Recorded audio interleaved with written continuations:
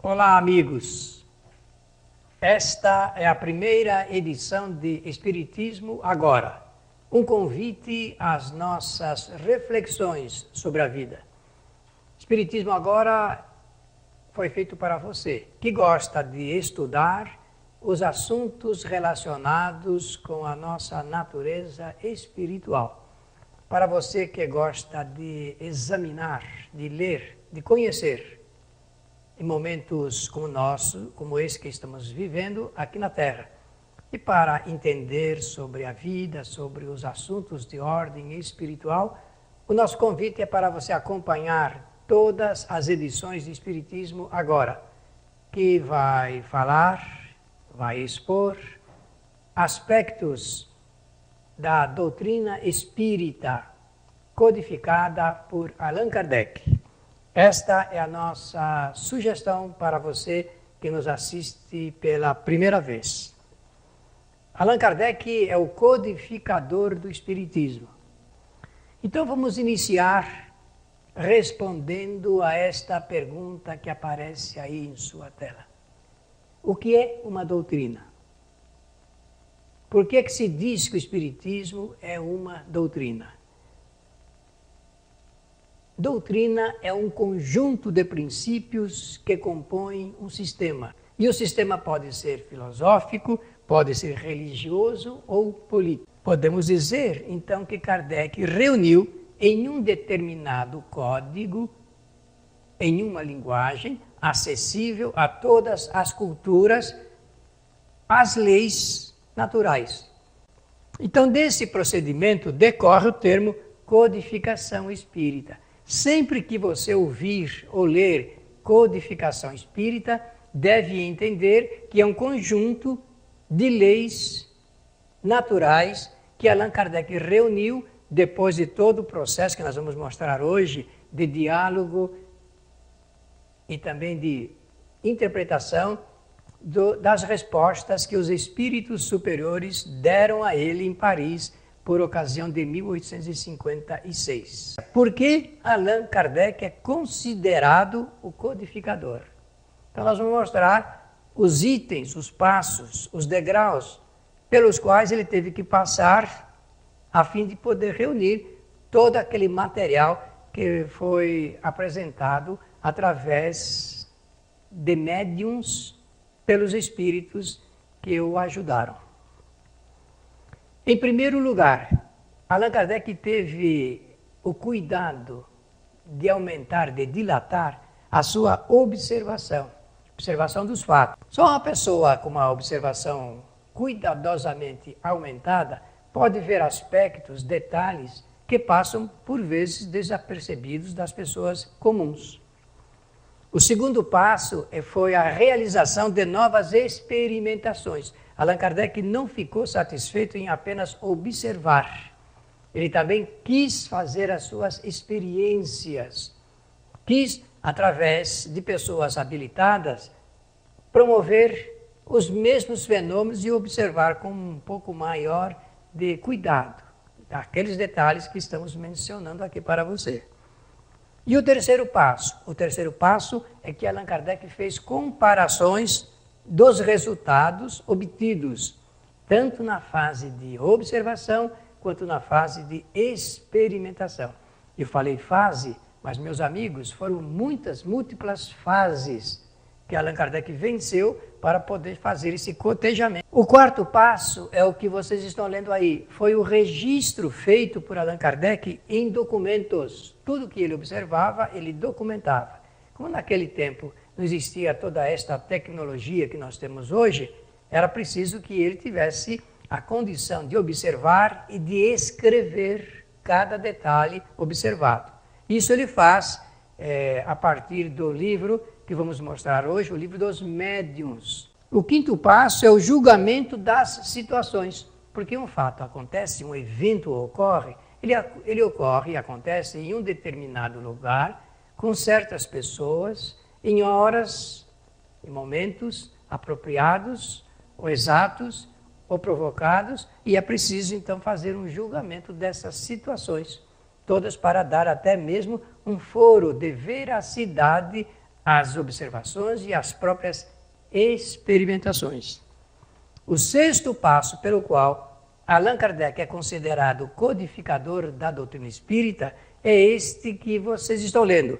Ele fez a extração de todas as consequências dos fenômenos apresentados. Eram reais? Sim. Por que aconteciam? E quais seriam as suas consequências para o homem? O sétimo passo é a ordenação, a sistematização, colocar através de um processo de sistema didático, até, visto que Allan Kardec foi um professor, de todo o material recolhido. E depois a apresentação dessas conclusões para a sociedade. Reunido, então, esse material, nós podemos dizer que está reunido num determinado código, porque ele escreveu. Código é no processo da comunicação, é como se apresenta o fato de maneira escrita, que era o único meio pelo qual Allan Kardec poderia ter feito o registro a partir da metade do século XIX. Bem, agora chega o momento de dizer o seguinte: só foi possível vencer todos esses passos, obedecendo rigorosamente esse roteiro, dado o critério e o discernimento de Allan Kardec, tanto na observação como na experimentação, na comparação, no cotejamento, no processo de sistematização. Allan Kardec foi um homem de ótimo discernimento nesse campo. Nós vamos contar um pouco sobre sua vida e tenho a certeza você vai gostar muito de saber quem foi o codificador do Espiritismo, por que ele estava preparado para realizar essa tarefa e o que é que isto resulta em benefício de toda a nossa humanidade. Os resultados obtidos por Allan Kardec, então, podem ser considerados a partir da publicação da primeira obra, O Livro dos Espíritos, conforme nós vamos mostrar. Foi no dia 18 de abril de 1857 que Allan Kardec colocou lá nas livrarias da cidade de Paris o resultado de todo esse trabalho que eu mencionei aqui. Está reunido nesse código. O Livro dos Espíritos é, sem sombra de dúvida, uma das mais importantes obras da humanidade.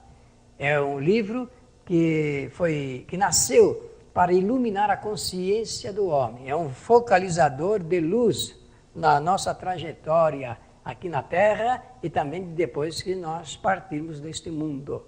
De forma que, a partir dessa data, Allan Kardec pôde disponibilizar todo o material recolhido que estavam confinados lá em algumas reuniões da França. Vamos falar disso logo em seguida. Vocês estão vendo aí na tela o rosto do primeiro Livro dos Espíritos, exatamente editado por Allan Kardec, em 1857. É com esse rosto, com esta capa, que a obra chegava lá em Paris. Em 1861, em decorrência daquilo que vimos falando, do processo de observação e experimentação, nasce o Livro dos Médiuns. 57, o Livro dos Espíritos, em 1861, o Livro dos Médiuns. Allan Kardec, ao apresentar esse livro ali na cidade de Paris, diz que ele foi escrito para atender às necessidades dos dirigentes, na época chamados magnetizadores, os dirigentes espíritas, magnetizadores, e os médiuns. Então, dois públicos, os médiuns para aprenderem tudo sobre mediunidade e os dirigentes para aprenderem como administrar esse assunto nos grupos mediúnicos ou grupos espíritas da época. Em 1864 é editado o livro intitulado O Evangelho segundo o Espiritismo. Allan Kardec fez um trabalho, um estudo a respeito dos ensinamentos de Jesus, ensinamentos teóricos e práticos da vida de Jesus, e apresentou então um estudo sob a ótica da nova doutrina que estava nascendo lá na França, o Espiritismo. Em 1865, ele edita um livro intitulado O Céu e o Inferno, uma interpretação espírita sobre chamado céu inferno e purgatório apresentado pelo catolicismo da época, e na segunda parte apresenta mais de 80 modelos e exemplos de comunicações de espíritos. É um farto material muito interessante e curioso à luz da psicologia espírita. Em 1868 ele publica a sua última obra ligada com esses trabalhos que estamos falando aqui das suas experimentações. É um livro intitulado A Gênese. Agora vocês podem ver então o primeiro livro editado por Allan Kardec, o Livro dos Espíritos, 1857, o Livro dos Médiuns, 1861, o Evangelho segundo o Espiritismo, em 1864, o livro O Céu e o Inferno, 1865, e o livro A Gênese, em 1868. A última obra editada por Allan Kardec forma esse conjunto de 5 livros, chamado A Codificação Espírita. Quando você ouviu a palavra codificação em termos de obras, são esses livros aqui. Só que Allan Kardec previu, antes da própria divulgação da doutrina, a necessidade de se apresentar o Espiritismo de maneira resumida, fácil, para qualquer leitor. Qualquer leitor. Então ele escreveu um livrinho muito curioso, importante e necessário, chamado O que é o Espiritismo. Ele não faz parte da codificação diretamente, mas é um livro que serve para que se conheça as bases da doutrina espírita, a feição do Espiritismo, como Allan Kardec desejava. Esses livros, então, formam o corpo doutrinário do Espiritismo. Só existe Espiritismo porque existe o Livro dos Espíritos, o Livro dos Médiuns, o Evangelho, Céu e Inferno e a Gênese. Fora disto não há doutrina espírita. Há interpretações pessoais sobre os assuntos a ela ligados. E todos têm todo o direito de pensar, falar e escrever. Para você acompanhar bem o nosso programa a partir de hoje, acompanhar bem o programa, as exposições que faremos sobre as leis naturais, vamos mostrar a temática de todo o trabalho feito por Allan Kardec, você pode adquirir este livro, Fundamentos Históricos e Doutrinários do Espiritismo, numa linguagem moderna, acessível também a todas as pessoas, fazendo remissão ao conteúdo que estão nessas obras que nós já citamos aqui. Agora nós vamos ao nosso intervalo e voltamos logo a seguir. Apoio Cultural.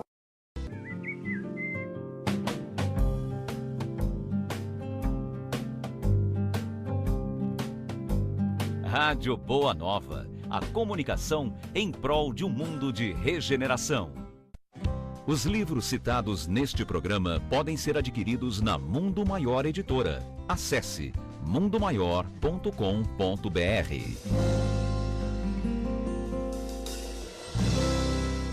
Um simples gesto, um ato de enormes proporções. Um simples gesto é capaz de dar apoio, acolher, educar, alimentar. Um simples gesto traz com ele benefícios incalculáveis. Um simples gesto contribui para realizar o bem. Participe para que a rede social do bem possa aumentar a sua capacidade de multiplicar as suas ações sociais. Pratique isso na hora que você for pagar a sua próxima compra. Use o cartão de crédito exclusivo O Bem. Peça já o seu cartão. Ligue 0800 644 2273.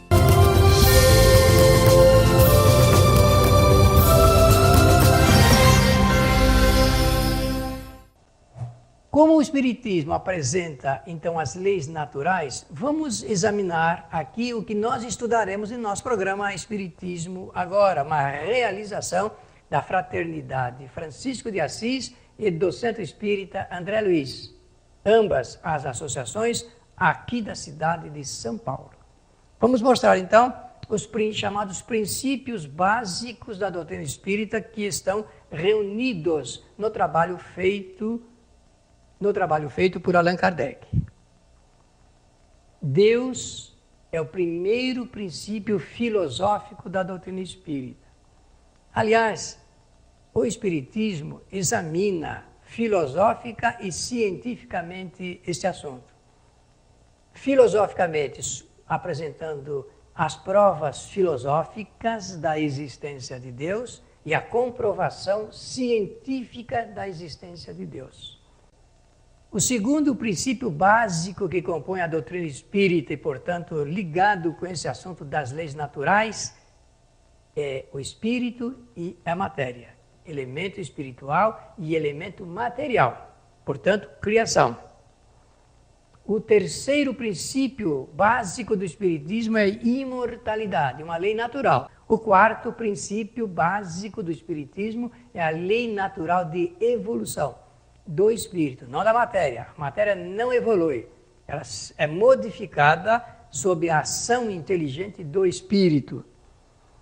O quinto princípio básico da doutrina espírita é a lei natural de reencarnação, da pluralidade das vidas que se sucedem para dar atendimento à lei de evolução. O sexto é livre-arbítrio, uma lei natural. O sétimo princípio fundamental, que é básico do Espiritismo, é a lei de causa e efeito. E fluidos, o oitavo princípio fundamental do Espiritismo. O nono princípio fundamental do Espiritismo é perispírito. E vem logo a seguir de fluidos, porque perispírito é um corpo fluídico do espírito. Aonde está o espírito? Encarnado ou desencarnado? Aí está também o seu corpo fluídico. E ele é feito, confeccionado, composto do agregado de moléculas fluídicas, porque é matéria. O décimo princípio fundamental do Espiritismo é mediunidade, a comunicabilidade dos homens com os espíritos. É uma faculdade natural, como nós vamos estudar. Teremos cerca de 4 programas exclusivos para examinarmos esse tema, mediunidade, nos mais variados aspectos. E você vai gostar, porque nós vamos mostrar aqui como é que o Espiritismo apresenta de maneira didática a existência da mediunidade como faculdade natural de todos os seres humanos, somente os seres humanos. E o 11º princípio básico da doutrina espírita é a vida em outros planetas. Desde 1857, a doutrina espírita está anunciando que existe vida em muitos planetas, muitos mundos, e são bilhões. Eu penso até que é muito maior o número, porque os cientistas estão falando aí de um número que não dá nem para imaginar de planetas que existem no universo. O 12º princípio filosófico da doutrina espírita é erraticidade. É um termo para designar o estado que fica o espírito depois que ele deixa definitivamente o seu corpo material. Desencarnado, ele entra em estado de erraticidade. E 13º princípio fundamental do Espiritismo é a influência dos espíritos na vida de todas as pessoas, de todos os seres encarnados. O 14º princípio é a ação dos espíritos junto aos fenômenos da natureza. Meus amigos, quando ocorre um fenômeno natural, existe todo um projeto que nós não vemos, não entendemos, mas que ocorre em favor daquilo que se chama equilíbrio natural. Estão gostando? Esse será o nosso estudo aqui, nosso programa Espiritismo Agora, que é um programa criado para informar, esclarecer cada detalhe específico das explicações espíritas sobre a vida. Nós vamos entrar agora num assunto ligado com a vida do codificador. Ela é necessária. A partir de agora você vai ter um conhecimento de como tudo começou. E é preciso conhecer isso, porque nós vamos perceber que Allan Kardec era um homem culturalmente preparado para acompanhar essas observações, esses fatos, essas conclusões, e que estava muito bem preparado para poder apresentar as suas conclusões. Para falar do codificador no início da sua vida, nós precisamos nos reportar à cidade de Lyon, na França, uma das mais importantes cidades francesas, Vocês aí estão vendo uma panorâmica de Lyon nos dias de hoje, na atualidade. Bem, Lyon é o nome da cidade. Lyon é uma cidade que foi fundada sobre uma colina, Fourvière em francês, lá na França, muito famosa. Ela tem origem 43 anos antes de Jesus de Nazaré nascer. Aí vocês estão vendo a cidade de Lyon, nesse tempo com outro nome, Lugdunum. E os romanos que a fundaram deram esse nome, Lugdunum, em homenagem a um deus da mitologia céltica. Aqui está Lyon, um pequeno quarteirãozinho ali, uma ruazinha, uma ladeira da cidade de Lyon. Essa foto é moderna. Essa é uma arquitetura remanescente lá na cidade, para mostrar que ali estiveram os romanos com a sua arena, destinada às mais variadas apresentações. E foi exatamente nessa cidade chamada Lyon que nasceu um menino que veio receber o nome de Hippolyte. Agora começamos a falar do nascimento do codificador do Espiritismo. Nasceu no dia 3 de outubro de 1804, às 19 horas, na rua Sala, número 76. Os seus pais chamavam Jean-Baptiste Rivail e a sua mãe, Jeanne Duhamel. Os pais do menino Hippolyte. E o nome completo do menino Rivail é esse que vocês estão vendo aí na tela, Hippolyte Léon Denisard Rivail. E os pais do menino Hippolyte o enviam para se inscrever em um colégio, em um instituto intitulado Instituto de Pestalozzi. Então, em 1814, lembrem-se que eu falei que ele nasceu em 1804. Agora, em 1814, ele já está ali, aos 10 anos de idade, recebendo as instruções de Pestalozzi. E aí uma foto dele já encanecido, já idoso, mas o semblante parece que inspira, irradia aquela serenidade, aquela firmeza no seu caráter, na sua forma de observar a vida. Eu vou apresentar para vocês uma frase lapidar de Pestalozzi. É uma frase que deve repercutir no seu cérebro e no seu sentimento, no seu coração, se nós podemos usar essa expressão no máximo do sentimento. Vejam que coisa importante ele dizia sobre educação. O fundamento da educação é o amor. Somente se pode educar se amar. Não havendo amor, você pode ter a técnica e a arte, mas não tem o fundamento. E o fundamental na educação, no processo da educação, é o amor. Essa ilustração ela é bastante interessante, porque mostra ele sempre muito carinhoso com a infância necessitada.